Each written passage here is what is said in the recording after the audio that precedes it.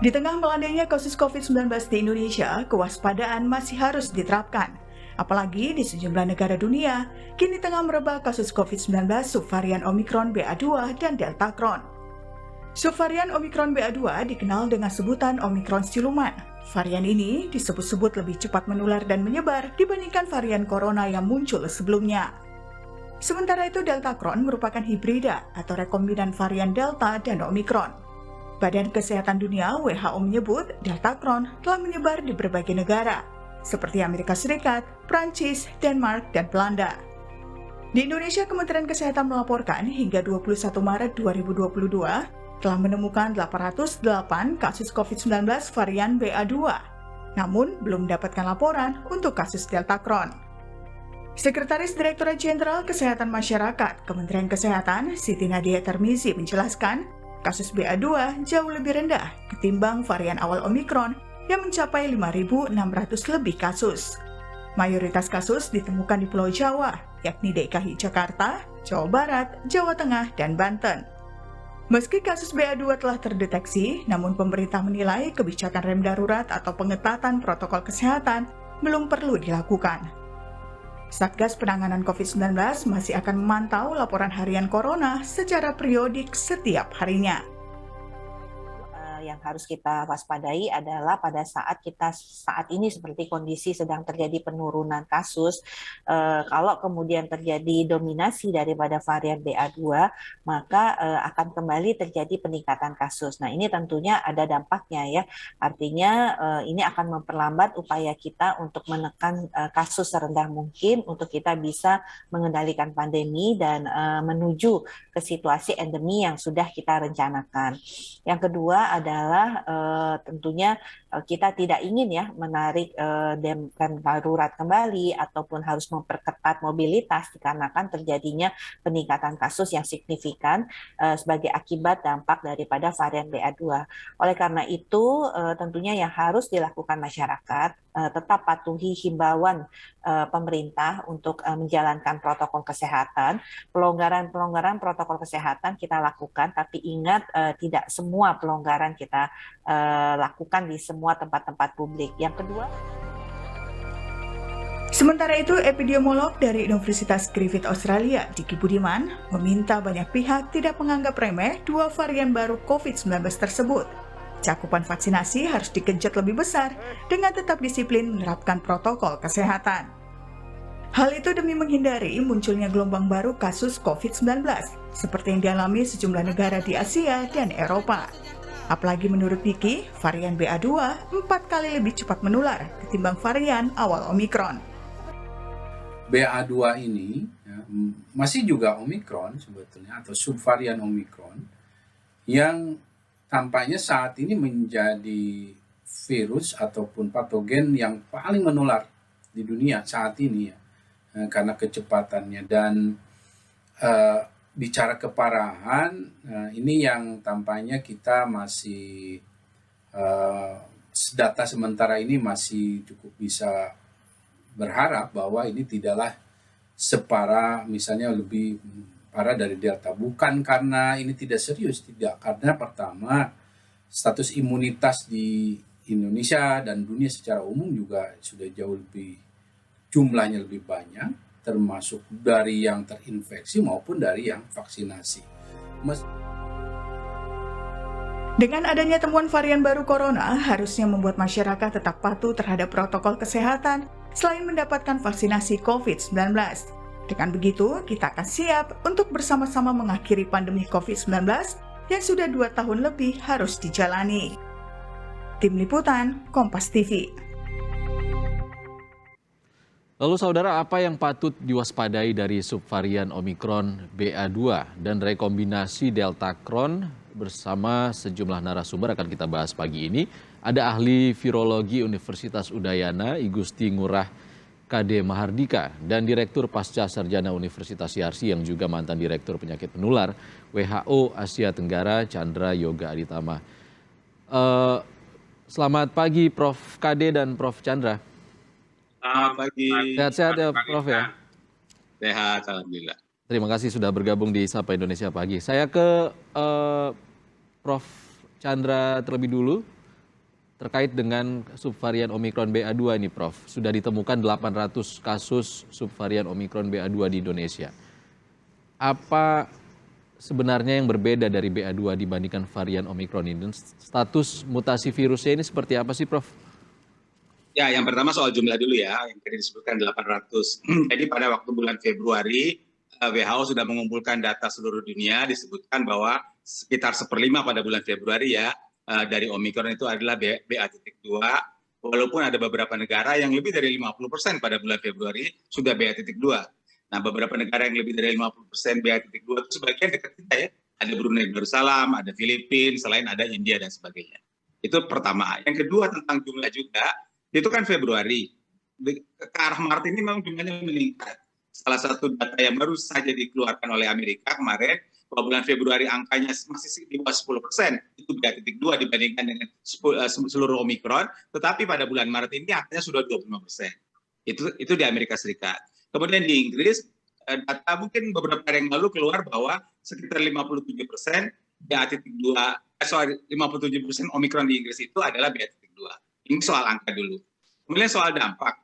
Soal dampak seperti sudah banyak dibicarakan, yang kita sudah punya data adalah memang dia lebih mudah menular ketimbang BA.1. Jadi karena itu jumlah kasusnya meningkat lebih banyak. Dan belum ada data tentang apakah lebih berat atau tidak lebih berat. Nah, soal jumlah kasusnya meningkat lebih banyak, saya mau sampaikan data dunia ya. Dunia itu sudah ada beberapa puncak. Biasanya pada bulan Desember 300 ribuan. Kemudian naik menjadi 700 ribu, turun menjadi 300 ribu lagi. Kemudian gara-gara Delta dari 300 ribu naik jadi 700 ribu, turun lagi jadi 300 ribu. Pada waktu Omikron naik jadi 3 juta. Kita berpikir dia akan turun kan, dan memang sudah turun, tapi turunnya ternyata tidak sampai 300 ribu lagi, seperti dasar yang tadi, sampai setengah juta sudah naik lagi. Walaupun naiknya memang belum banyak. Ini data dunia yang menunjukkan bahwa penurunannya tidak sampai dasar seperti gelombang-gelombang sebelumnya, dan kemudian naik lagi. Itulah salah satu alasan kenapa orang menunjukkan bahwa memang penularan BA.2 ini lebih besar dari penularan BA.1. Itu gambarannya. Tentang berat ringannya seperti sudah disampaikan, memang belum ada bukti ilmiah berat ringan lebih berat, kurang lebih sama saja dengan BA.1. Tapi tadi saya sampaikan laporan dari Inggris yang menyebutkan 51%, memang ada peningkatan masuk rumah sakit di Inggris sebanyak 21% sekarang dibandingkan minggu sebelumnya, bukan karena lebih berat, tapi karena jumlah kasusnya lebih banyak. Jadi yang masuk rumah sakit masih jauh lebih kecil dibandingkan Delta, tapi sudah ada tren sedikit kenaikan 21%. Sama sekali belum membuat rumah sakit kewalahan di Inggris, tapi mereka mewaspadai kenaikan ini walaupun masih sangat terkendali dibandingkan dengan sebelum-belumnya. Kalau untuk subvarian Omikron sudah 800, Prof. Terkait dengan Deltacron, seperti apa? Apakah sudah ada kabar terbaru, Prof? Nah, jadi kalau BA.2 itu adalah nama resmi memang ya. Jadi Omikron itu ada BA.1, ada BA.1, BA.2, BA.3, itu sudah nama resmi. Sebenarnya quote-unquote Deltacron itu belum ada nama resmi. Itu adalah seperti tadi disampaikan oleh Iksan juga, rekombinan di dalam tubuh orang antara BA.1 dengan Omikron. Jadi kalau kita lihat di dalam skala klasifikasi WHO, itu dimasukkan sebagai varian under monitoring, dan namanya bukan Deltacron, namanya masih disebutkan BA.1 rekombinan dengan AY.14. Itu soal penamaan. Ya, jadi Deltacron itu namanya, karena kalau nanti sudah menjadi varian beneran, maka dia akan ikut update alpha, beta, gamma, delta, dan seterusnya. Deltacron ini kan gabungan juga, belum penamaan seperti itu. Sekali lagi namanya masih BA.1 rekombinan dengan AY.14. Itu soal namanya. Soal jumlahnya ini lebih sedikit lagi kalau quote-unquote Deltacron ini. Jumlahnya masih kecil sekali sehingga belum bisa diambil kesimpulan bagaimana dampaknya, karena jumlahnya sebagian negara kurang dari 10, sebagian negara lain lagi sedikit lebih dari 10. Seperti kita ketahui, pertama kali ini kan dilaporkan pada waktu itu oleh Siprus ya. Orang tadinya tidak percaya, orang pikir ini jangan-jangan kesalahan laboratorium, tercampur di laboratorium. Walaupun belakangan akhirnya diakui bahwa memang ini dapat terjadi, tapi memang jumlahnya belum terlalu besar sehingga memang masih harus ditunggu bukti-bukti ilmiah bagaimana nanti dampaknya terhadap manusia. Ya, Prof. Chandra, kita ke Prof. KD dulu. Tadi ya. Prof. Chandra bilang kasus Deltacron ini selain juga subvarian Omikron masih tergolong rendah di bawah 10 untuk beberapa negara. Namun WHO sudah menyatakan ada beberapa negara yang mendeteksi kasus Delta Crohn ini.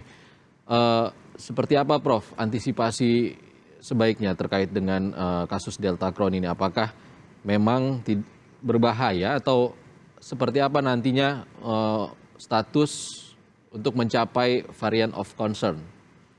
Oke, begini Bang Ikran, jadi selamat pagi juga Prof Chandra, ini senior saya dan teman saya dulu, ya teman ngopi ya. Gambaran global dulu Mas, ya. Gambaran global saat ini saya dengan undangan dari Kompas ini saya pelajari semua kasus dunia. Secara global Pak, kasus cenderung turun dari puncak Omikron dan kemudian mendatar. Memang betul seperti Prof Chandra dibilang bahwa memang tidak menurun sekali. Mohon diperhatikan bahwa di satu negara naik, di negara lain turun. Ini karena ini global, ya. Itu dulu. Sedangkan fatality, kita lihat dulu. Jadi apakah kalau memang dominasi Omikron maupun BA2 ini dampaknya apa? Sudah kelihatan. Fatality turun walau masih tinggi secara global. Masih 5.000 orang per hari itu meninggal dunia di seluruh dunia. Kita lihat per negara sekarang, USA, India, Brasil, kemudian saya lihat Rusia, kemudian Filipina, Malaysia, kemudian Singapura, termasuk Indonesia, itu kasus turun dan fatalitas turun. Nah sekarang aktivitas kasus itu adalah di Jerman, ya itu kasus naik dan fatalitas sedikit turun, kemudian datar, ya masih datar, kemudian Rusia, Korea, Malaysia, Hong Kong dan Cina. Jadi gambaran globalnya, kalau betul ini Omikron atau yang disebut BA2 ini betul mempunyai daya tular lebih tinggi dibandingkan dengan Delta, itu dengan Omikron yang lain sebelumnya. Itu sama sekali barangkali tidak perlu harus membuat kita khawatir. Artinya saya prediksi itu mungkin 70-80% populasi itu sudah terpapar pada waktu Omikron. Ini perhatikan. Jadi Omikron ini pada belum Omikron. Nah sekarang tentang Delta Crohn, Pak, proses sedikit berbeda dengan Prof Chandra. Ada beberapa peneliti yang menarik database-nya dari database internasional yang mengklaim Delta Crohn itu karena ada kecurigaan, Pak. Ada kecurigaan itu pada saat sequencing dalam satu tubuh individu ada dua virus yang berbeda. Sehingga kemudian mereka membaca sebagai Delta Crohn. Dan varian ini termasuk varian BA2 itu belum dianotasi atau belum dikasih tag dalam database internasional, sehingga jujur saya katakan itu Delta Crohn itu saya belum bisa berkata apa-apa sama sekali karena datanya belum tersedia di dalam laptop saya. Artinya saya mesti melihat sendiri bagaimana pola pattern virus itu, genetik virus itu bukan dari pembicaraan media massa. Ini harus tegak. Jadi saya harus database atau evidence base. Jadi dengan demikian sekali lagi, Bang Iksan, pola dunia. Kalaupun sekarang kemudian Omikron BA2 ini dikatakan mempunyai lebih transmissible, lebih mempunyai daya tular lebih tinggi dibandingkan dengan Omikron. Sedangkan data dunia justru mengatakan sekarang ini adalah kasus cenderung turun dan fatalitas cenderung datar atau bahkan di sebagian besar negara turun, kecuali beberapa negara, sedangkan secara global masih fatalitasnya mendatar, ya, turun mendatar kemudian tapi memang masih relatif tinggi. Kalau seandainya dia itu mempunyai patogenitas yang berbeda, ya, dengan waktu sudah terjadi 2 bulan mereka sudah transmisi atau menyebar di dunia. Ya, tadi pagi saya download data 600 data dari Denmark. Saya download dan sebelum Kompas TV nelpon itu belum selesai analisisnya. Dari 600 data tadi itu mungkin sebagian adalah BA2, sebagian besar di negara itu adalah BA2. Jadi dari sana sekali lagi yang jelas ada BA2 maupun Delta Crohn sampai ini kemudian dianggap sebagai varian of concern atau varian under investigation, itu data dunia itu mestinya tidak perlu membuat kita khawatir bahwa akan terjadi letupan fatalitas. Sekali lagi, Bang Prof. Chandra barangkali juga bisa melihat, karena tren dunia sekarang ini masih menggunakan kasus sebagai tingkat ancaman. Mestinya yang realistik sekarang ini digunakan adalah tekanan pada sistem kesehatan berupa bed occupancy ratio, BOR, dan fatality. Nah, ini sama sekali ini saya melihat ini tidak ancaman ini sudah lebih berkurang dibandingkan sebelumnya. Saya kira itu komentar saya, Bang Iksan. Baik, Prof. Meskipun kita tidak perlu khawatir apalagi panik, tapi juga tidak boleh menganggap remeh kemungkinan ada varian baru yang bisa lebih tinggi tingkat fatalitasnya. Kita juga akan bahas nanti seperti apa tingkat fatalitas dari varian baru dari COVID-19 ini dengan Prof. Kade dan Prof. Chandra. Usai jeda di Sapa Indonesia Pagi. Saya ke Prof. Chandra dulu. Prof. Chandra pernah mengatakan CFR dari Indonesia ini termasuk yang tertinggi ya Prof ya di ASEAN, bahkan lebih tinggi dari Amerika Serikat tahun lalu. Apa yang bisa jadi penyebab ini Prof? Apakah kekuatan virus tadi yang semakin kuat atau fasilitas kesehatan di negara kita yang masih belum bisa mengantisipasi kasus yang terlalu banyak, Prof? Ya, seperti juga Prof tadi yang awal-awal kita berdua nggak dengar ya karena banyak gesek-gesek atau suara apa begitu. Cuman saya dengar ujungnya soal fasilitas kesehatan. Kita ketahui ini kan sekarang sedang hari-hari ini ditetapkan PPKM misalnya saja ya. PPKM itu penetapannya kalau WHO kan menyebutnya sebagai PHSM, Public Health and Social Measure, kalau kita menyebutnya sebagai PPKM. Nah, memutuskan PPKM level 1, 2, 3, 4 itu dasarnya dua selalu. Satu, dasar dampak kesehatan masyarakat, maksudnya angka kesakitan, angka kematian, reproductive number, fatality rate dan sebagainya. Di satu sisi digandengkan dengan kesiapan rumah sakit. Itulah dasar menetapkan level 1, 2, 3, dan 4, baik PPKM maupun PHS. Nah, untuk Indonesia selain angka kesakitan, angka kematian dan angka reproduksi kepositifan, sekarang dimasukkan juga angka kepositifan. Angka vaksinasi karena kita ingin mencapai vaksinasi yang tinggi. Itu digabungkan sekali lagi dengan BOR. Dan BOR kita memang sekarang rendah sekali, apalagi BOR itu kan jumlah tempat tidur yang dipakai oleh COVID dibandingkan dengan jumlah tempat tidur yang tersedia. Jumlah tempat tidur yang tersedianya kan belum maksimal. Rumah sakit hanya menyediakan sebagian saja untuk COVID, itu pun BOR-nya masih 20-30%. Kalau jumlah tempat tidurnya dimaksimalkan, BOR-nya akan rendah sekali. Jadi dari kacamata itu memang tidak ada masalah. Seperti saya sampaikan contoh di Inggris tadi, Inggris melaporkan kenaikan 21% perawatan rumah sakit dan mengatakan bahwa ini belum masalah. Karena BOR-nya masih rendah, masih bisa tertanggulangi, bukan sama seperti Delta.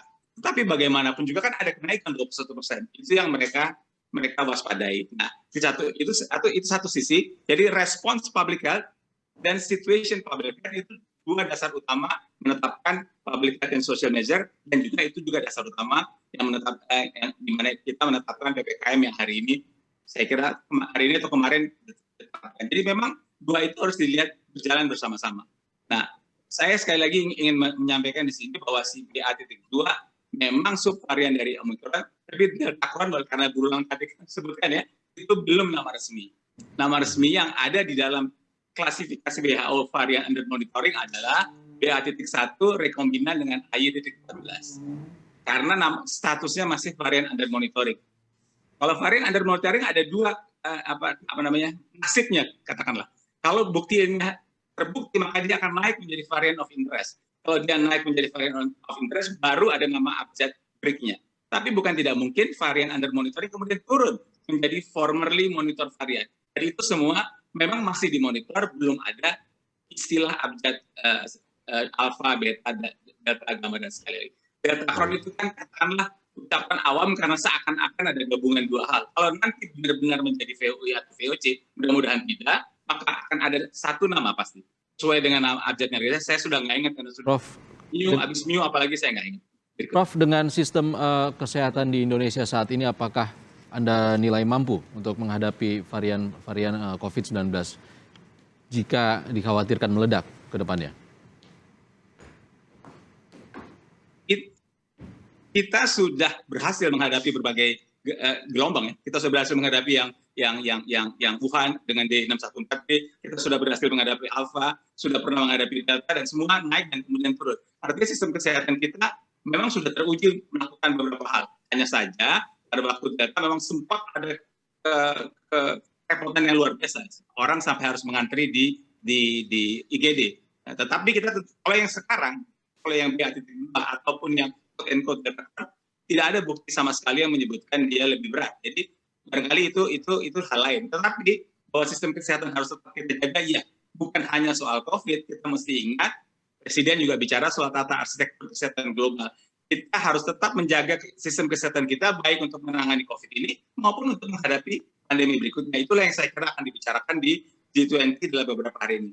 Tapi kalau sekarang bicara siap atau tidak siap, kita punya pengalaman dan kita harus siap. Itu adalah tugas kita semua untuk memberikan pelayanan kesehatan yang terbaik untuk masyarakat kita. Baik, saya ke Prof. KD. Prof. KD, apa yang harus kita lakukan untuk mengantisipasi? Apakah cukup tetap dengan protokol kesehatan? Karena kasus Delta Crohn salah satunya sudah terdeteksi di beberapa negara dan pemerintah sudah memberlakukan bebas karantina untuk masuk ke Indonesia bagi pelaku perjalanan luar negeri. Apa yang harus kita lakukan untuk mencegah virus ataupun varian-varian baru ini ke depannya, apalagi negara lain seperti Cina sudah ataupun Tiongkok sudah mengetatkan kembali batasnya, Prof? Ya, pertama tentu kalau dilihat yang terakhir tadi tentang negara, itu tentu policy mereka menggunakan zero COVID policy. Jadi mereka satu saja ada, itu sudah akan dilakukan. Nah, sementara kita kan bisa ada opsi yang kedua. Jadi COVID dianggap under control itu ketika positive rate. Jadi jumlah sampel yang positif yang diperiksa tiap hari atau setiap satuan waktu tertentu itu di bawah 5%. Dan ini yang mungkin menurutnya catatannya bagi Indonesia, positif rate kita masih, saya tidak tahu data 2-3 hari terakhir, sebelumnya saya lihat itu masih sekitar 15%, kecuali Bali, daerah. Nah, Bali itu sudah 3%. Jadi itu ya satu poin juga catatan kita. Jadi dan ya satu poin lagi bahwa data yang sekarang ada di dunia, Prof. Chandra, WHO sudah menyebutkannya, itu sudah bahkan diklaim sebagai tip of iceberg. Karena apa? Pengujian sudah jauh menurun. Compulsory testing sudah tidak dilakukan di banyak negara. Dan ini yang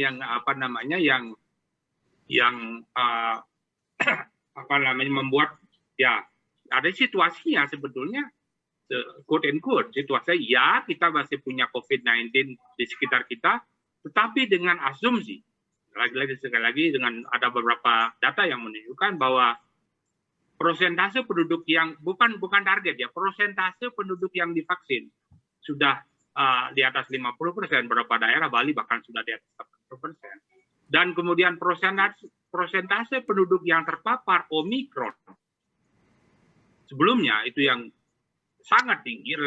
Jadi kebanyakan orang dalam gelombang Omikron itu tidak melaporkan diri karena mereka hanya demam biasa, tidak melakukan testing. Dan kemudian ini yang artinya dari sini positive thinkingnya adalah saya tidak mengatakan pandemi berakhir, tapi krisis COVID-19 di Indonesia untuk sementara mestinya sudah berakhir. Tapi kemudian, Prof, untuk mencegah singkat saja, Prof, untuk mencegah varian varian baru berkembang terus, tracing harus dilakukan lebih. Yes, itu yang punya masalah kita. Jumlah testing kita sangat sedikit, bahkan menggunakan strategi yang tidak standar, gitu, menggunakan rapid antigen. Ya, sebagian kecil hanya menggunakan, sebagian hanya menggunakan PCR. Kemudian jumlah tracing kita at national level itu masih rendah, jadi di bawah 15. Itu idealnya bahkan 30, dan beberapa daerah bahkan hanya 3%, jadi 3 orang.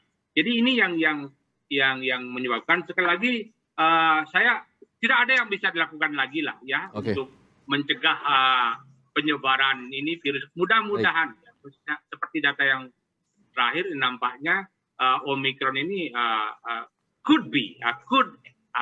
mungkin ya inilah varian yang bisa mengakhiri pandemi.